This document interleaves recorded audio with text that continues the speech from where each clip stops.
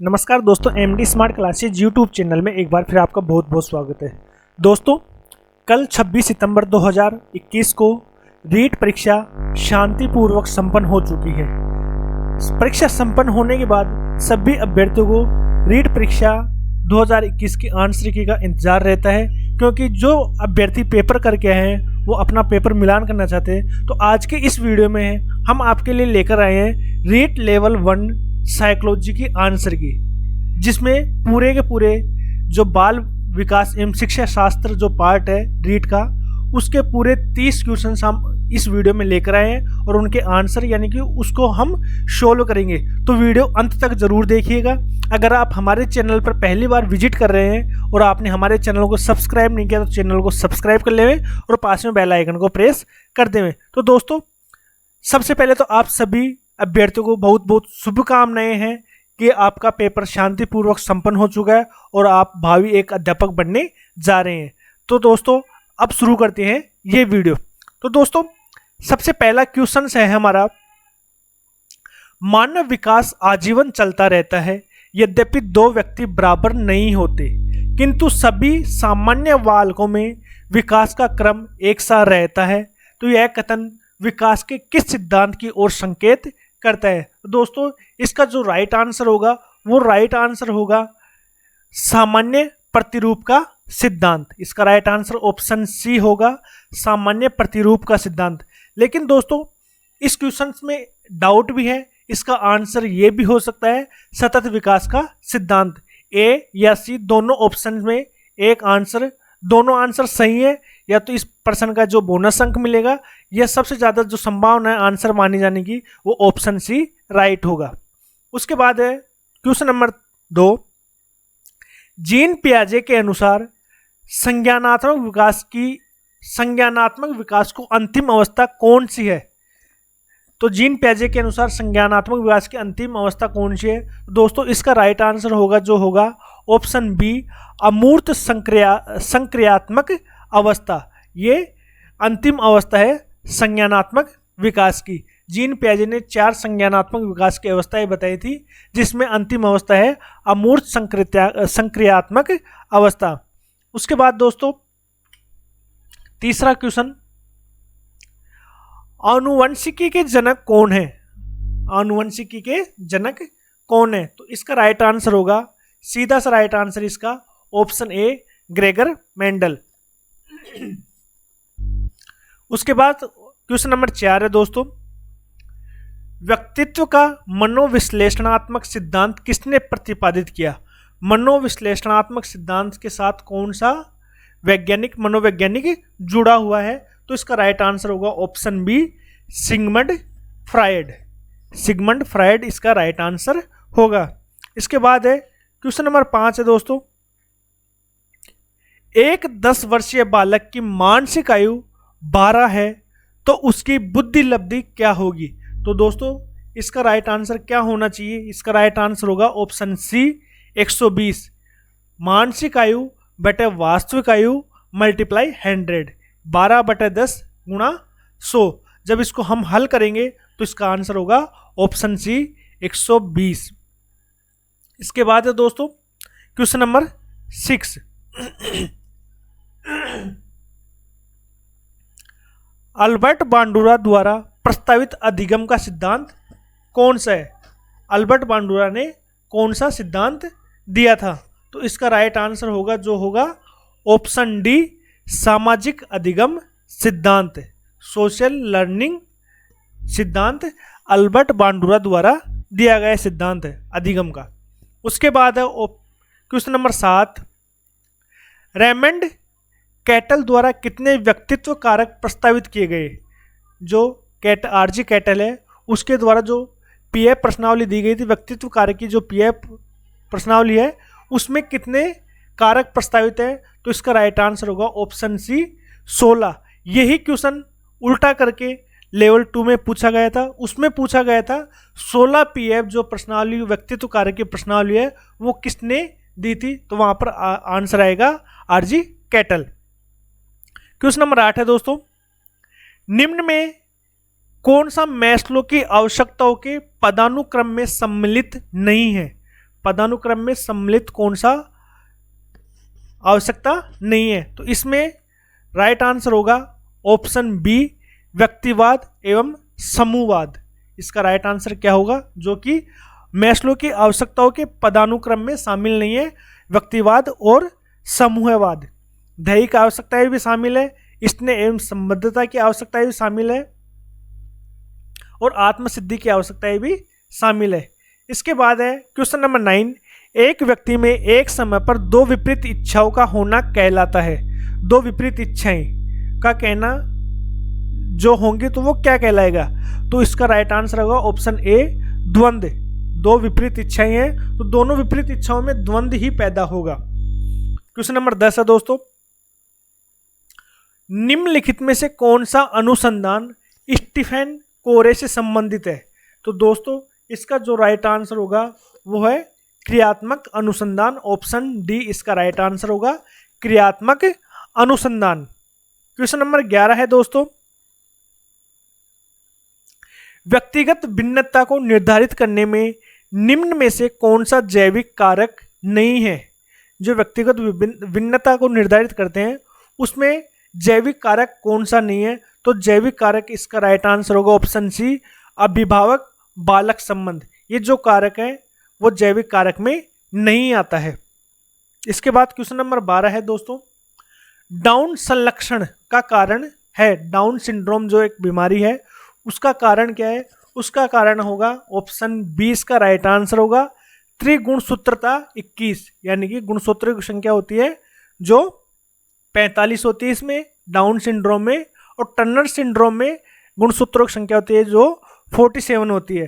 तो इसकी त्रिगुणसूत्रता 21, इसका राइट आंसर ये होगा।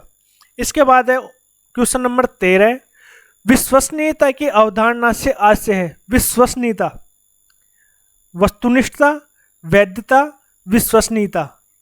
तो इसकी राइट आंसर क्या होगा, विश्वसनीयता में जो प्राप्तांक है वो उस प्राप्तांक हमेशा समान आएंगे, यानी कि जब भी कोई उनको योग करेगा तो वो हमेशा समान आएंगे। तो इसमें राइट आंसर होगा इसका ऑप्शन सी, प्राप्तांकों की बारंबारता।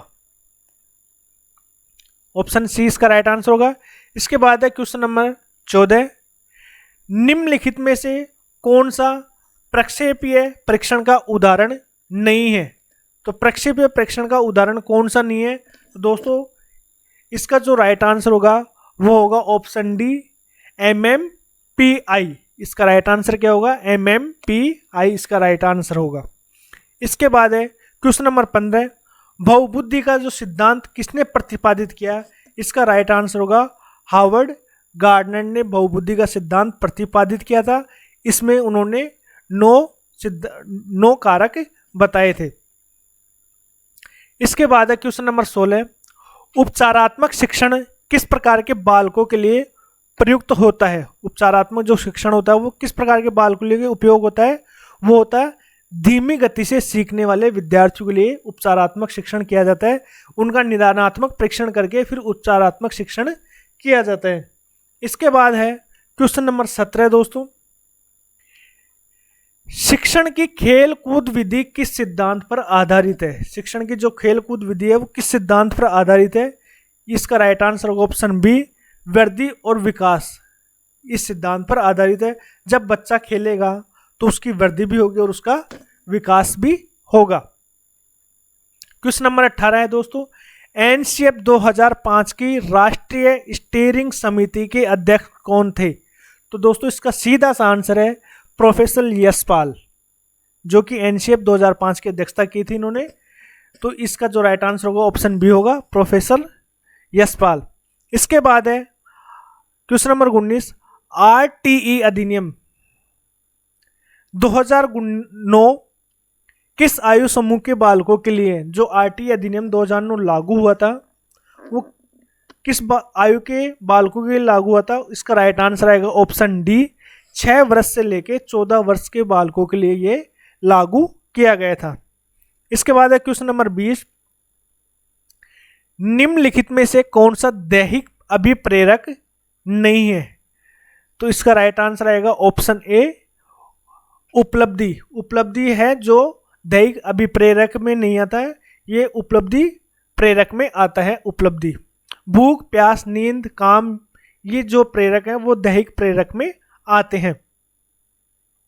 क्वेश्चन नंबर 21 है, एनसीएफ 2005 के अनुसार गणित शिक्षण का प्रमुख उद्देश्य क्या है? तो इसका राइट आंसर होगा ऑप्शन सी, बालक के चिंतन का गणितीकरण करना।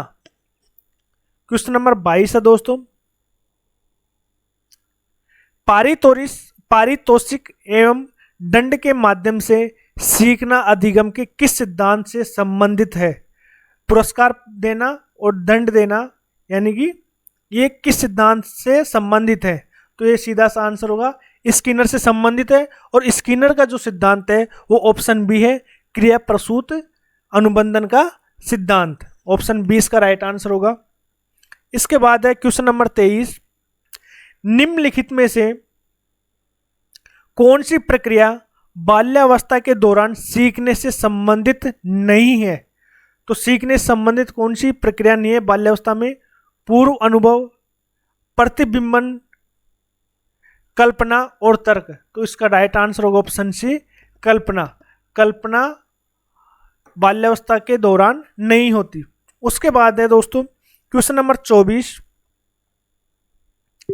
किसी विशेष कार्यक्रम या प्रशिक्षण के प्रभाव का मापन करने के लिए किस प्रकार के परीक्षण की परिकल्पित किया जाता है?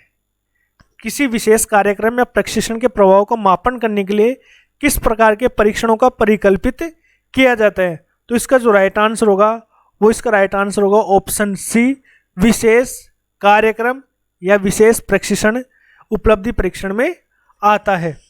इसके बाद क्वेश्चन नंबर 25 है, विकास के किस अवस्था में एक व्यक्ति व्यावसायिक समायोजन की समस्या का सामना करता है? विकास की कौन सी अवस्था में एक व्यक्ति व्यावसायिक यानी कि रोजगार से संबंधित जो समस्या होती है उसका समायोजन किस अवस्था में करता है? तो इसका राइट आंसर होगा ऑप्शन बी, किशोर अवस्था में इस समस्या का सामना करता है। जैसे आप भी स्वयं इस समस्या का सामना कर रहे हैं, आप भी एक किशोर अवस्था में हैं।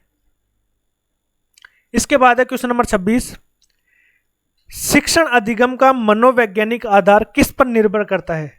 शिक्षण अधिगम का मनोवैज्ञानिक आधार किस पर निर्भर करता है? तो इसका राइट आंसर होगा ऑप्शन ए, अध्यापन शैली पर निर्भर करता है। क्वेश्चन नंबर 27 है, आरटीई अधिनियम 2009 के अनुसार प्राथमिक विद्यालयों के लिए विद्यार्थी अध्यापक अनुपात कितना होना चाहिए? दोस्तों इसका जो राइट आंसर है, अगर हम शुरू के यानी कि 1 से 200 तक के बच्चों के अनुसार देखा जाए तो 30 बच्चों पर 1 अध्यापक है, 60 बच्चों पर 2 अध्यापक है, 61 से 90 पर 3 अध्यापक है, 91 से 120 पर 4 अध्यापक है, और 121 से 200 तक 5 अध्यापक हैं और 1 फुल टाइम प्रधाना अध्यापक है। इसके अलावा जो अनुपात होना चाहिए वो 40:1 होना चाहिए, 40 विद्यार्थियों पर 1 शिक्षक होना चाहिए। तो अब इसमें से दोनों आंसर जो हैं वो कन्फ्यूजेबल है कि बोर्ड अब इस आंसर को क्या मानता है, 30:1 मानता है या 40:1 मानता है। 35:1 है जो 6 से 8 यानी कि उच्च प्राथमिक विद्यालयों के लिए है, विद्यार्थी अध्यापक अनुपात। तो इसमें राइट आंसर डी भी हो सकता है और सी भी हो सकता है। इसके बाद है क्वेश्चन नंबर 28, मध्यावधि परीक्षा का एक उदाहरण है। मध्यावधि परीक्षा जो होती है, मिड टर्म परीक्षा होती है, उसका एक उदाहरण क्या है? तो इसका राइट आंसर होगा जो होगा ऑप्शन सी, योगात्मक मूल्यांकन। ऑप्शन सी राइट आंसर होगा। इसके बाद है क्वेश्चन नंबर 29, कौन सा रोग वंशानुगत है? तो वंशानुगत रोग कौन सा है? तो इसका राइट आंसर होगा जो ऑप्शन बी होगा, फिनाइल कीटोन्यूरियो इसका राइट आंसर होगा। इसके बाद क्वेश्चन नंबर 30 है, निम्नलिखित में से कौन सा बुद्धि का निष्पादन परीक्षण नहीं है? निष्पादन शब्द जुड़ा हुआ है। निष्पादन परीक्षण में भाटिया बैटरी का जो परीक्षण होता है वो आता है, तो इसका राइट आंसर होगा ऑप्शन ए, इसका राइट आंसर होगा। दोस्तों इस वीडियो की जो पीडीएफ है ये आंसर की है, आपको नीचे डिस्क्रिप्शन बॉक्स में हमारी वेबसाइट का लिंक मिल जाएगा, वहाँ पर से ये आंसर की डाउनलोड कर सकते हैं, या हमारे टेलीग्राम चैनल पर आप डायरेक्ट जा सकते हैं। MD smart classes Telegram channel पर आप ज्वाइन हो जाइए और वहाँ पर भी आपको ये आंसर की मिल जाएगी, या आप सीधे हमारी वेबसाइट www.mdsmartclasses.com पर विजिट करके आप आंसर की डाउनलोड कर सकते हैं। धन्यवाद दोस्तों, इस वीडियो में इतनी ही जानकारी। जो अगला पार्ट होगा वो हमारा होगा लेवल 2 साइकोलॉजी का, उसके बाद आपको पूरा पेपर धीरे धीरे हम सोल्व करवाएंगे। तो दोस्तों आपको ये हमारी वीडियो जो कैसी लगी आप हमें कमेंट बॉक्स के माध्यम से बता सकते हैं, वीडियो को आप लाइक भी कर सकते हैं, इस वीडियो को आप ज़्यादा से ज़्यादा अपने दोस्तों के साथ शेयर भी कर सकते हैं। अगर आपने अभी भी हमारे चैनल को सब्सक्राइब नहीं किया तो चैनल को सब्सक्राइब कर लें, पास में बेल आइकन है उसको आप प्रेस कर दीजिए, जिससे हमारे आगे आने वाली वीडियोज़ की नोटिफिकेशन है वो आपको समय पर प्राप्त हो सके। जल्दी मिलते हैं अगले वीडियो में, तब तक के लिए नमस्कार, जय हिंद।